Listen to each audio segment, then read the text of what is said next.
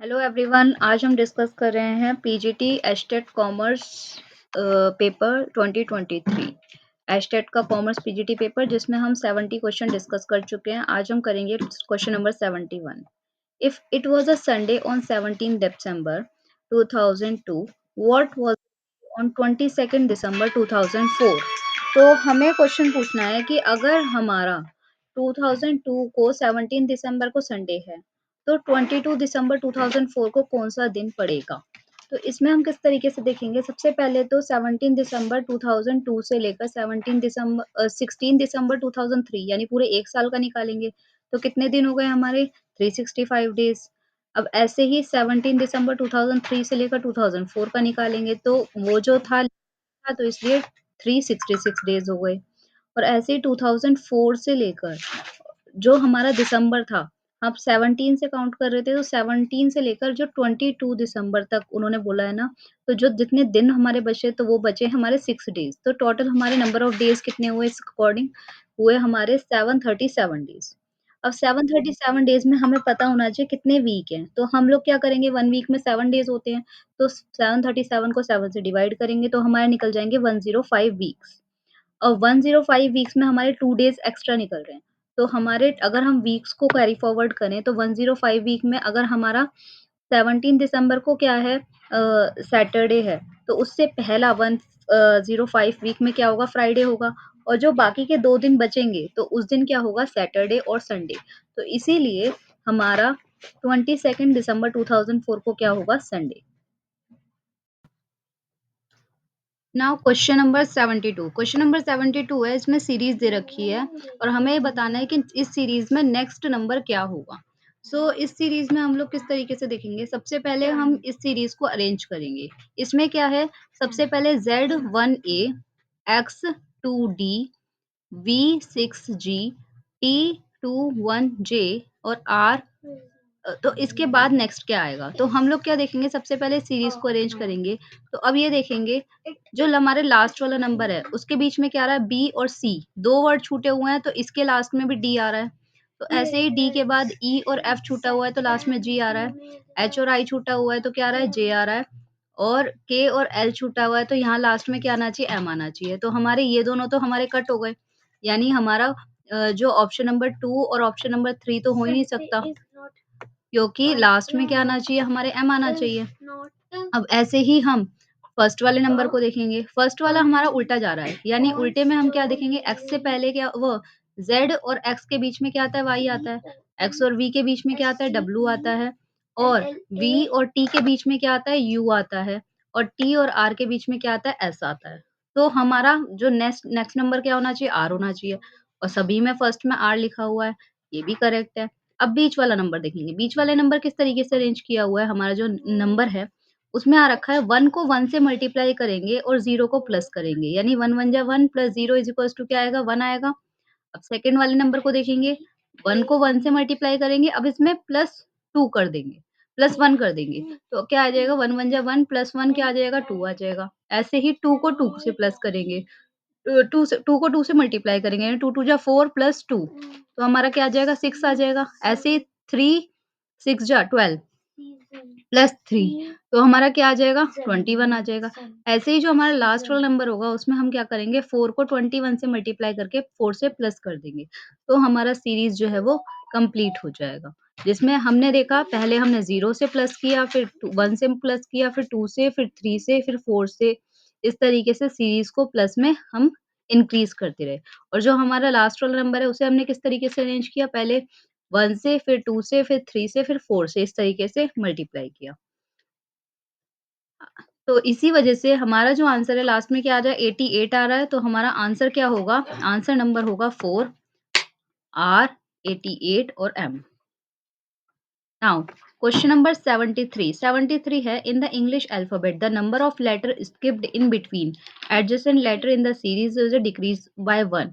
तो हमें बताना है, इंग्लिश अल्फाबेट है, इनमें बताना है कि किस तरीके से सीरीज जो है वो अरेंज हुई है, और हमें बताना है कौन सी बिल्कुल सही करेक्ट सीरीज है। तो हमने सबसे पहले सीरीज के नंबर लिखे, जिसमें आएगा डी, जे, ओ, एस और वी। अब इनके नंबर लिखेंगे। हम डी जो है वो 4th नंबर पे आता है इंग्लिश अल्फ़ाबेट के, जे 10th नंबर पे आता है, ओ 15th नंबर पे, एस 19 नंबर पे और वी 22 नंबर पे।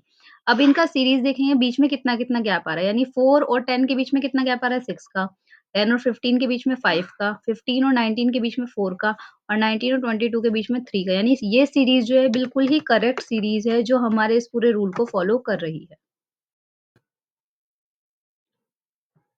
Now question number 74. Question number 74 है the radius of circle circumcircle of triangle made by x axis and y axis and तो जो हमारे रेडियस है सर्क्यूम सर्कल की एक ट्राइंगल की जिसके एक्स और एक्सिस की पूरी रेडियस दे रखी है जिसकी हमें इक्वेशन दे रखी है 4x plus 3y is equals to 12। तो हमें ये बताना है इसका हमारी पूरी मेन रेडियस क्या होगी। तो सबसे पहले हम लोग इस इक्वेशन को सॉल्व करेंगे 4x plus 3y is equals to 12। तो 4x plus 3y is equals to 12 में सबसे पहले हमने x इज इक्वल्स टू क्या रखा 0 रखा और y इज इक्वल्स टू क्या भी क्या रखा 0 रखा। तो फर्स्ट इक्वेशन में जब x इज इक्वल्स टू 0 रखा तो हमारा y बराबर क्या आया 4 आया और ऐसे ही X is equal Y is equals to 0 रखा तो एक्स इज़ इक्वल्स टू 3 आया। तो इससे हमें 2 कोऑर्डिनेट मिले। तो जब हमें 2 कोऑर्डिनेट मिल गए तो हमें पता है हमें क्या फ़ॉर्मूला लगाना होता है कोऑर्डिनेट का, जिसमें हम डिस्टेंस फ़ॉर्मूला लगाते हैं, जिसमें डिस्टेंस फ़ॉर्मूला क्या होता है अंडर रूट में x2 माइनस x1 का whole square plus y2 minus y1 का होल स्क्वायर। तो हमने ये फ़ॉर्मूला लगा के जो हमारा होल स्क्वायर है इसे सॉल्व किया तो हमारे पास उस पूरा डिस्टेंस जो आया वो डायमीटर वो हमारा आया 5।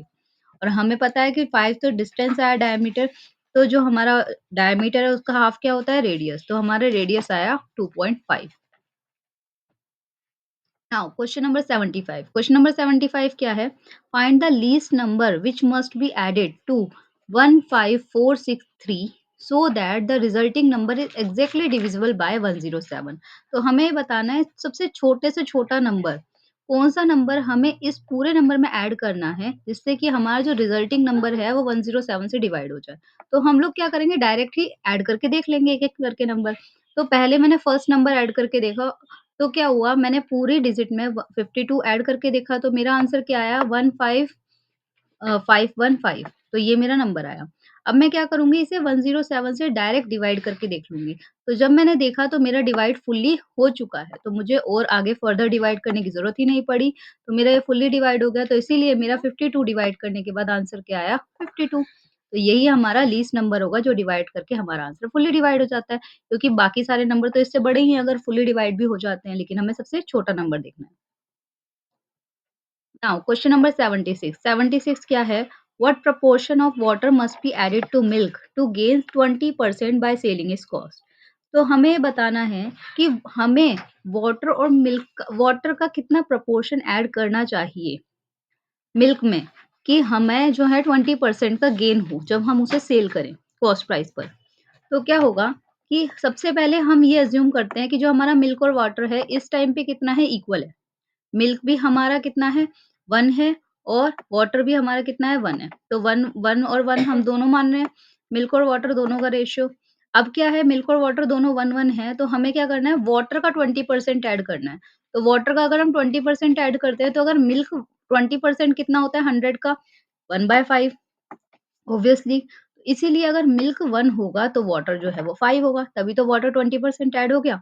तो इसी तरीके से हमारा आंसर आता है 1:5 जो कि हम ऐड करेंगे जिससे हमारा जो प्राइस है वो सेम रहेगा हमारा जो गेन है वो 20% एक्स्ट्रा हो जाएगा। Now the ratio of compound interest and simple interest on a certain some at the rate of 4% per annum for 2 year. हमें ये बताना है जो कंपाउंड इंटरेस्ट और सिंपल इंटरेस्ट का रेशियो है वो हमारा क्या होगा अगर हम 2 साल के लिए 4% इंटरेस्ट करें। तो सबसे पहले कंपाउंड इंटरेस्ट का रेशियो क्या होता है? कंपाउंड इंटरेस्ट का फ़ॉर्मूला होता है, पहले हम फर्स्ट ईयर का निकालते हैं और सेकंड ईयर का निकालते हैं, दोनों को ऐड करते हैं। फिर हम फर्स्ट और सेकंड दोनों का मल्टीप्लाई करके डिवाइड बाय 100 कर देते हैं। तो हमारा कंपाउंड इंटरेस्ट का एक का निकल जाता है और सिंपल इंटरेस्ट का तो सिंपल ही होता है कि दोनों साल हमारे इक्वली लगता है। तो 4 + 4 हमारा सिंपल इंटरेस्ट का हो गया। ठीक है? इसके बाद क्या है हमारा, जब हमारा कंपाउंड इंटरेस्ट निकला 8.16 और सिंपल इंटरेस्ट निकला 8। अब हमें क्या करना है पॉइंट को नॉर्मल फ्रैक्शन में चेंज करना है, तो पॉइंट को हटाने के लिए हमने क्या किया, पॉइंट इधर से हटाया तो इधर 2 ज़ीरो हो गई, इधर से 1 पॉइंट हटा तो इधर 2 ज़ीरो हमने ऐड कर दी। अब हमने दोनों को किससे डिवाइड किया 8 से, 8 तो 8 से डिवाइड किया तो इसका आंसर आया 100 और इसका 102 आया, ठीक है? और ऐसे ही अब हम इसे 2 से डिवाइड करेंगे क्योंकि 2 के मल्टीपल हैं दोनों, तो हमारा आंसर आ रहा है 51:50। तो हमारा आंसर आ रहा है answer number 3 51:50। Now, if ABC enter into a partnership with a share in the ratio, अगर एबीसी जो है एक पार्टनरशिप में एंटर होते हैं और उनका रेशियो का जो शेयर है वो आता है 7/2 रेशियो 4/3 रेशियो 6/5 और 4 मंथ के बाद क्या होता है कि जो ए है वो अपना शेयर इंक्रीज कर देता है 50% से। तो जो हमारा टोटल प्रॉफिट है उस साल के एंड में वो हमारा आता है 21,600। तो हमारा बी का प्रॉफिट बताना है, बी का कितना आता है। तो सब ना क्वेश्चन नंबर 79 है, a man sold an article at a loss of 20%। एक मैन जो है वो 20% लॉस पर एक आर्टिकल सेल करता है। अगर वो वही आर्टिकल 12% मोर कीमत पर सेल करे, जितना उसका प्राइस है उस पे 12 रुपीज़ ज़्यादा उस पे ऐड कर दे, तो उसका जो गेन होगा वो 10% हो जाएगा। सो कॉस्ट प्राइस उस आर्टिकल का क्या होगा? तो सबसे पहले हम देखेंगे जो प्रीवियस डेटा है उसके अकॉर्डिंग। तो जो मैन है वो क्या करता है, अपना आर्टिकल 20% लॉस पे करता है।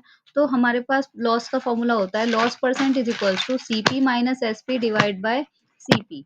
तो हम लोग क्या करेंगे, सीपी की जगह क्या मान लेंगे, एक्स मान लेंगे क्योंकि सीपी हमें नहीं पता। एसपी की जगह एसपी और डिवाइड बाय एक्स और सीपी की जगह जहाँ-जहाँ है एक्स मान लेंगे और हमें पता है कि लॉस हमारा कितना दे रखा है 20%, तो लॉस की जगह 20 लिखेंगे और जो हमारा सीपी है वो हमने क्या मानते हैं हम 100। तो हमेशा सीपी को मोस्टली हम क्या मानते हैं 100। तो जब हम इसे सॉल्व करेंगे तो इसके अकॉर्डिंग हमारा एसपी क्या आ जाएगा 108x। तो एसपी कितना आ गया 108x। 0.8x, sorry. If SP is 12 rupees more, अगर एसपी जो है 12 रुपए ज्यादा हम रखेंगे तो हमारा गेन जो होगा वो 10% हो जाएगा। तो अब इसके अकॉर्डिंग हम गेन परसेंट देखते हैं। गेन परसेंट क्या होता है, SP minus CP divide by CP, ये हमारा फॉर्मूला होता है। SP minus CP divide by CP. तो एसपी हमारा कितना है, एसपी हमारा है जो हमने अभी ऊपर निकाला है 0.8x। तो 0.8x में जो हमारा एसपी है उसमें उन्होंने बोला है सेलिंग प्राइस में 12 रुपीज़ और ऐड कर दो। तो 0.8x में हमने 12 रुपीज़ और ऐड किया और सीपी हमने क्या माना था, एक्स माना था, तो माइनस एक्स कर दिया। डिवाइडेड बाय सीपी की जगह दोबारा एक्स रख लिया। तो जो हमारा गेन परसेंट होता है, गेन परसेंट कितना बोला है हमारा 10%। तो 10 डिवाइड बाय 100, 10 डिवाइड बाय 100 क्योंकि सीपी हमने 100 माना है और जो हमारा गेन है वो 10 है। तो ऐसे ही हमने जब इक्वेशन सॉल्व की तो हमारे पास क्या निकल के आया, एक्स इज इक्वल्स टू जो एक्स मतलब सीपी हमारा कितना आया 40 रुपीज। तो इसके अकॉर्डिंग जो हमारा एस एक्स है यानी एसपी है वो हमारा कितना आया 40 rupees. X is equals to 40 rupees. Now question number 80 में हमें इस इक्वेशन को दे रखा है और इस इक्वेशन को हमें सॉल्व करना है। इस इक्वेशन को मैंने सॉल्व करके ऑलरेडी यहाँ पे शो किया हुआ है, जिसमें हमें ये बता रखा है हमारा 1 ए की पावर 1/2 प्लस ए की power -1/2 divided by 1 minus A plus 1 minus A की power -1/2 divide by 1 minus root A. तो जो हमारा a की पावर 1/2 है उसे हम रूट ए लिख सकते हैं और a की पावर -1/2 को 1 बाय रूट ए लिख सकते हैं। तो इसी तरीके से मैंने इक्वेशन में उसे पुट किया, जहाँ जहाँ a की पावर 1/2 है वहाँ रूट ए लिखा और a की पावर -1/2 है 1 बाय रूट ए लिखा। तो इस तरीके से पूरी इक्वेशन को जब सॉल्व किया तो मेरा आंसर आया 2 डिवाइडेड बाय 1 माइनस ए। तो हमारा जो इसका आंसर होगा वो होगा हमारा 2 डिवाइडेड बाय 1 माइनस ए। तो आंसर नंबर 4।